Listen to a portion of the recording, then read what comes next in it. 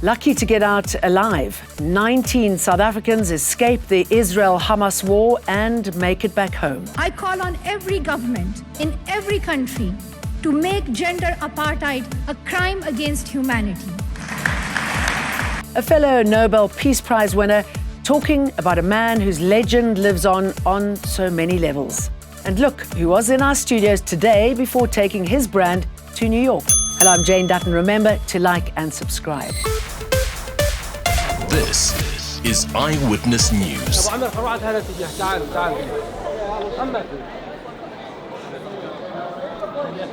Back from hell and on home soil. 19 South Africans evacuated from the war-torn city of Gaza have arrived at OR Tambo International Airport. The Department of International Relations says the group managed to flee the Strip and cross safely into Egypt yesterday. And I'm very glad to hear, officials using the word genocide, because literally, again, what is happening is genocide. And only South Africans can understand the pain that we are going through. A Palestinian woman living in South Africa says her family back home in Gaza has been displaced more than 17 times amid ongoing battles between Israel and the Palestinian militant group Hamas.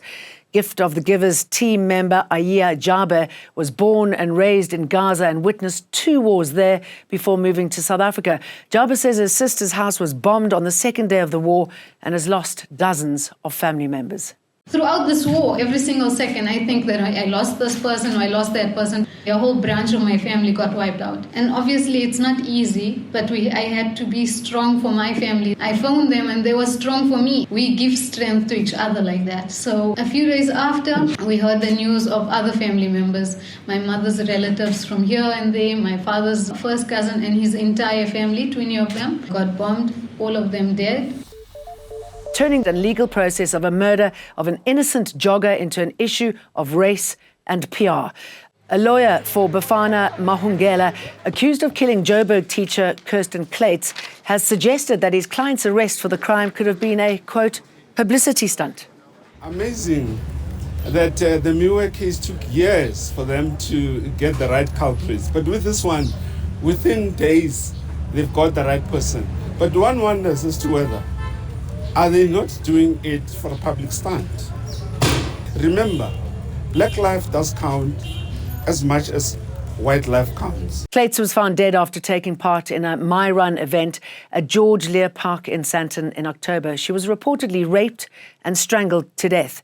Mahungela's lawyer says his client denies that he killed Kluyts and that, according to him, she was dead when he found her. The bail application is set down for the 13th of December and the state is expected to oppose it.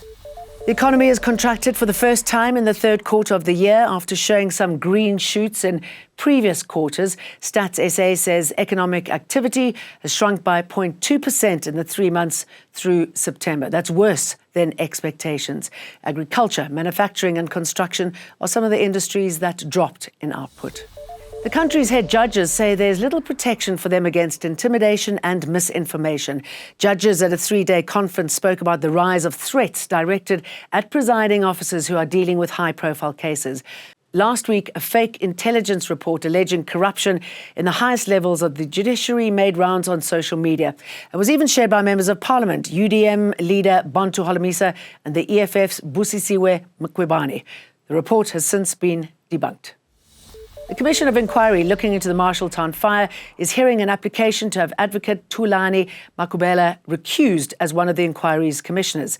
The application was filed by the Socio-Economic Rights Institute of South Africa after a series of pro-Operation Dudula and anti-foreigner tweets were spotted on Makubela's X account. He is one of the 3 legal practitioners appointed to probe possible causes of the raging fire that killed 77 people at the Usundiso building in Joburg CBD in August.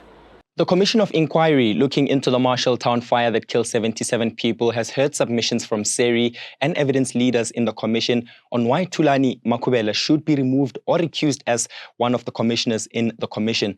Now, SERI has argued that it makes no sense for a man who may be xenophobic or who may have hate on people from other countries to remain a commissioner of this commission. Now, Advocate Thulani Makubela has tried to defend himself and has led evidence from the bench. However, Justice Sisi Gampe Motsepe, who is the chairperson of the commission, has announced that judgment will be reserved. In the meantime, the High Court in Johannesburg is expected to announce whether or not some of the victims of the Marshalltown fire will be deported or not. For Eyewitness News, I'm Alpha Ramushwana. Shot in the face at the age of 11 by the Taliban in Pakistan for her activism in women's education, Malala Yousafzai is in South Africa. The youngest Nobel Peace Prize laureate delivered the 21st Nelson Mandela Annual Lecture. I call on every government in every country to make gender apartheid a crime against humanity. The silky garment, often adorned in bright and colourful patterns, has recently made a comeback in the governing party. Gauteng Premier Panyaza Lesufi, his predecessor David Makura and Free State Premier Mxolisi Dokwana are all fans. Madiba's legacy still lives in, and also other people want to embrace him because at the end of the day, clothes are symbols. They tell who you are, where you're coming from. Talking of fashion icons, South African designer Laduma Nkolo was in our 947 studios today. He was celebrating taking the Maxhosa brand to New York.